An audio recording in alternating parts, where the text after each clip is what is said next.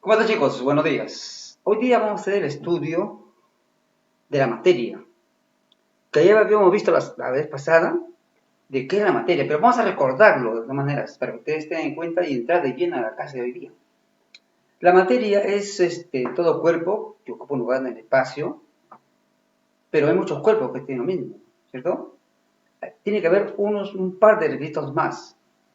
Además de ocupar un lugar en el espacio, la materia tiene que ser percibida por los sentidos y además tiene que ser medido. Esas condiciones fundamentales es para decir que es una materia. Entonces, por ejemplo, una mota es una materia, ocupa un lugar en el espacio, ¿no? Un pulmón es una materia. Pero el perfume no es una materia, ¿no? Los sentimientos no son materia. Ahora, materia en general es todo lo que existe en el universo, todo lo que nos rodea. Hoy día vamos a empezar a estudiar una parte de la materia y vamos a tratar de dividirla y veamos qué se obtiene. Cuando yo tengo una porción de materia, a eso le llamamos, debemos llamar un cuerpo. Entonces un cuerpo puede ser, ¿no? Un cuerpo puede ser un pedazo de papel, un trozo de madera, una piedra pequeña, son parte de una materia. Cuando empezamos a dividir entonces la materia, partimos de un cuerpo. El cuerpo es un pedazo de materia, ¿no? Y como les digo, puede ser un objeto cualquiera. Y así empieza la división de la materia. Y había una gran discusión entre los científicos en que la materia se dividía. Uno decía que se dividía, pero solamente hasta un límite, y otro decía que se dividía de manera indefinida. O sea, se dividía la mitad, luego la mitad y así. No se detenía la división. Veamos en qué quedaba esta conclusión a las teorías modernas de hoy en día. Cuando tú partes un cuerpo, obtienes partículas, ¿correcto? Y cuando obtienes partículas, esta división lo haces de manera mecánica. ¿Qué de manera mecánica? Es, por ejemplo, partir, es romper, es, por ejemplo, lijar, ¿no? Cuando lijamos una madera, por ejemplo, estamos viendo partículas, ¿no? O la partícula de un polvo fino son partículas, ¿no? Cuando tú también puedes moler, cuando mueles una sustancia, estás obteniendo partículas. Por ejemplo, agarras un poco de sal, ¿cierto? O azúcar y lo mueles, ¿no? Lo mueles y estás obteniendo partículas. Las partículas todavía pueden ser observables, ¿no? A simple vista, se pueden observar, ¿no? O cuando lijas un fierro con una lija de fierro, estás lijando y salen partículas pequeñas que tú lo puedes ver. Esa es una partícula, ¿no? Entonces, la primera división de la materia, que es el cuerpo, al dividirla, se obtienen partículas. Entonces, ¿cómo se obtienen las partículas? Por división de un cuerpo por procedimientos mecánicos, ¿correcto? Bien, ahora tenemos la partícula. Y la partícula, ¿ah? La partícula, vamos a también a dividirla. ¿Y cómo lo dividimos? Por otros procedimientos mucho más ya avanzados, ¿no? Químicos, que son procedimientos físicos y también procedimientos químicos, ¿no? En el caso de la partícula, ¿no? Por disolución obtenemos las moléculas, ¿no? Cuando tú disuelves, por ejemplo, un poco de sal en agua, está disolviendo las partículas de sal y estás obteniendo moléculas, ¿no? Entonces, por ejemplo, en el caso de las partículas, pasan a moléculas cuando se les divide, ¿no? Al dividirlas. Y ya vamos terminando la división de la materia. Tenemos cuerpo, se divide las partículas, se divide las moléculas, y de moléculas se divide y dan átomos. Los átomos, ¿no? Según el gráfico, es la última división de la materia. y se obtiene cuando se parte una molécula. Estas partículas se pueden ver, pero moléculas y átomos no se pueden ver ya a simple vista, requieren otros instrumentos, ¿no? Menos el átomo, porque tiene gran movimiento. Pues bien, veamos cómo se obtienen los átomos. Hay dos métodos. Uno, por procedimientos químicos y otros por la electricidad. En ambos casos, al dividir una molécula, se obtiene un átomo. Muy bien, entonces, ¿qué ejemplo de moléculas tenemos? Por ejemplo, la más conocida, ¿no?, la que casi todos conocen, la molécula del agua, ¿no? Entonces, la molécula del agua es bien conocida, ¿no?, por casi todos nosotros. Otra molécula conocida es, por ejemplo, la sal. La sal común y corriente que nosotros, digamos, conocemos en la cocina, ¿no?, es el ClNa, el cloruro de sodio. Pero ustedes dirán estas letras, que ya ustedes más o menos lo conocen, ¿en dónde están? Ahora vamos a ver dónde aparecen y quiénes se lo han descubierto. Muy bien, entonces también tenemos algunos ácidos, ¿no? Por ejemplo, el ácido sulfúrico. Son ejemplos de moléculas. Tenemos la cal.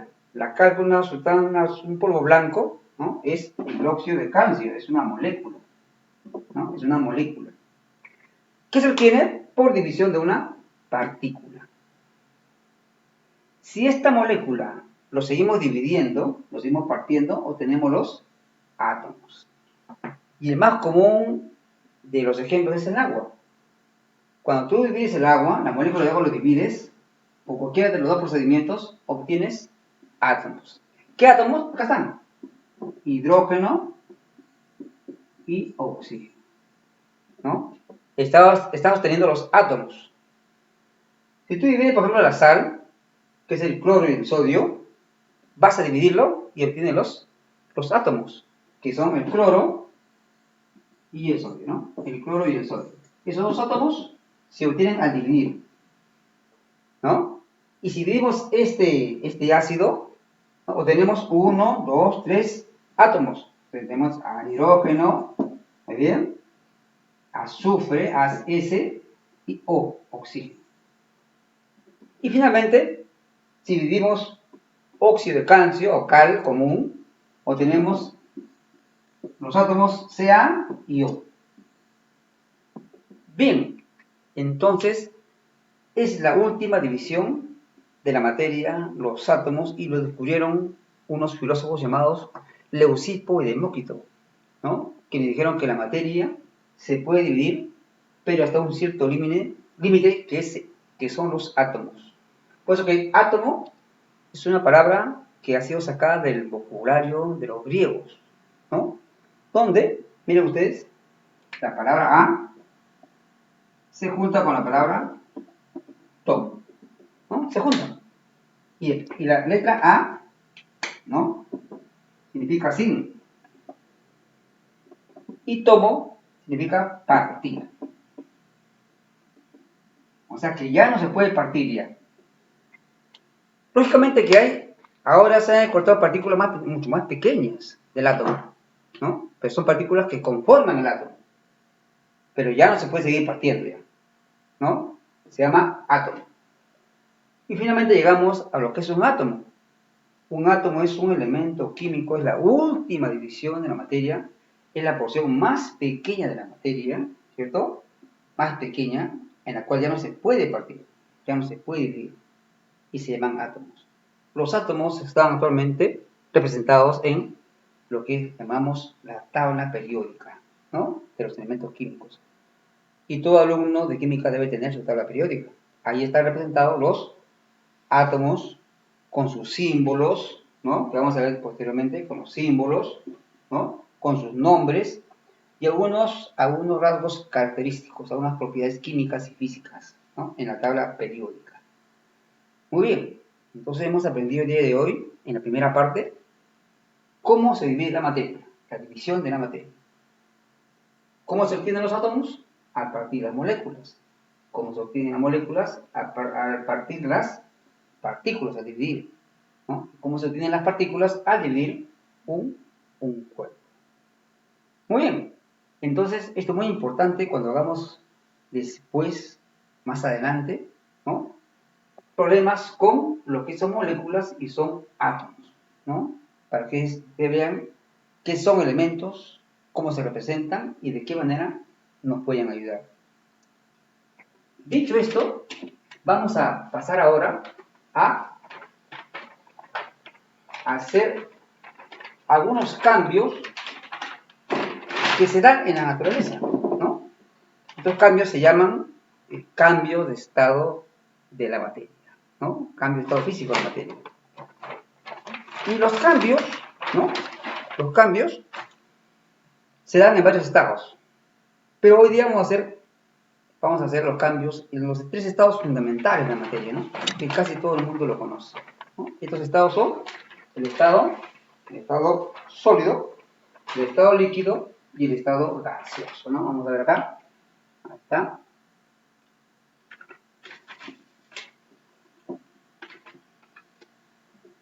Y aquí también. Entonces, hacemos los cambios de estado de la materia, ¿no? Los cambios de estado de la materia. Vamos a borrar los cambios de la materia. Ahí tenemos los cambios de la materia, los cambios de estado de la materia, ¿no? De estado físico de la materia.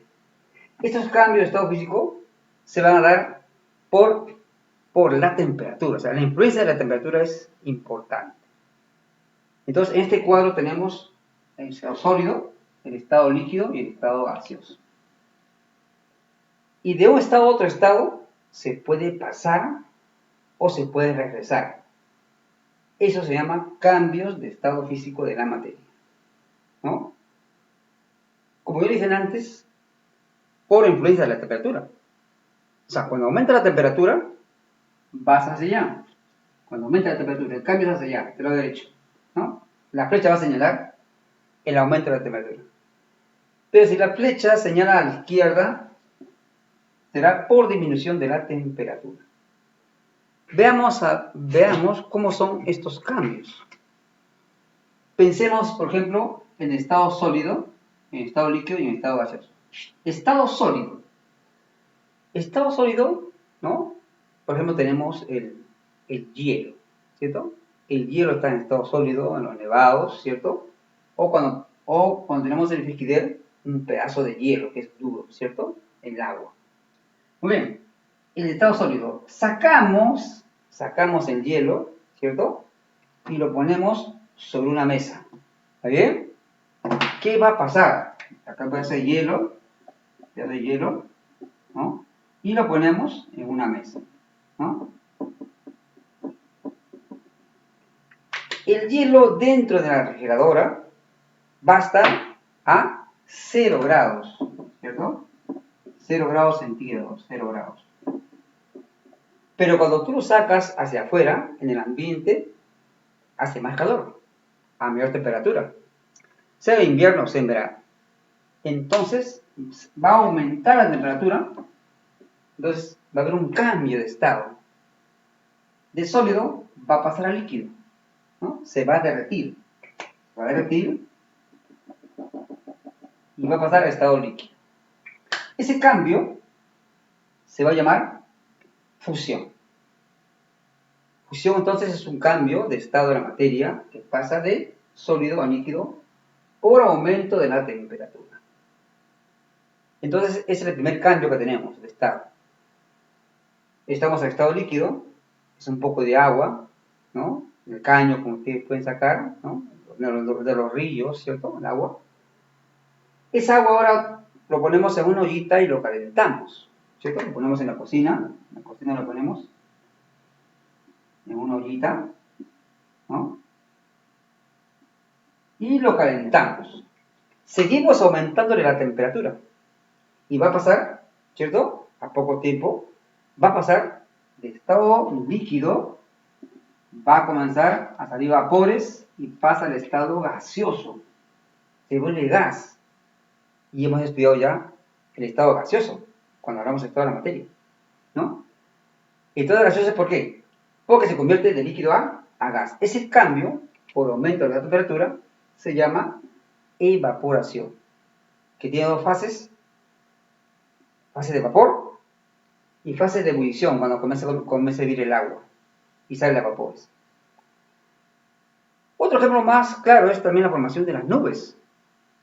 ¿Por qué se forman las nubes? Porque el sol calienta las aguas, ¿cierto?, superficiales de los continentes, y el agua se evapora y va hacia arriba, en forma de gas, formando las nubes. Muy bien, ya hemos pasado ya el cambio de estado, ¿no?, de sólido a líquido y de líquido a gaseoso. Estamos en estado gaseoso. Veamos las nubes. Las nubes, acá en Lima, estamos ya casi en invierno, ya está pasando el verano, y las nubes, por acción de los vientos, que están en zonas calientes, lo llevan a zonas frías, y el agua se enfría, perdón, la nube se enfría, ¿cierto? El gas se enfría, y al enfriarse, o sea, al bajar la temperatura, al disminuir, va a pasar al estado líquido. Eso se llama licuación o condensación. Un ejemplo de esto es cuando llueve. ¿Por qué llueve? Porque las nubes se han condensado, han pasado de vapor caliente, ha pasado, ¿no?, a enfriarse y se ha convertido en líquido. Y por el peso tiene que caer, y cae en forma de gotas, ¿no?, gotas de agua. Entonces, un cambio de gaseoso a líquido, tenemos la lluvia, ¿no? Ese cambio se llama condensación. Y finalmente, regresamos. Si tú tienes el estado líquido, un vaso con agua, es un vaso con agua, ¿cierto? Lo pones en tu refrigerador en la parte de arriba, en el fridge, como nosotros lo llamamos, y seguimos bajándole la temperatura. Y al poco tiempo se convierte en otra vuelta en hielo, o sea, en sólido. Es el otro cambio y se llama, de líquido a sólido, se llama solidificación por disminución de la temperatura. ¿Te das cuenta? Es el otro cambio. Muy bien, pero hay un cambio especial también que no pasa por estado líquido. De sólido va de frente a gaseoso, o al revés, ¿no?, como señala la flecha. ¿Se dan cuenta? Ese estado especial se llama sublimación, ¿no? Se llama sublimación.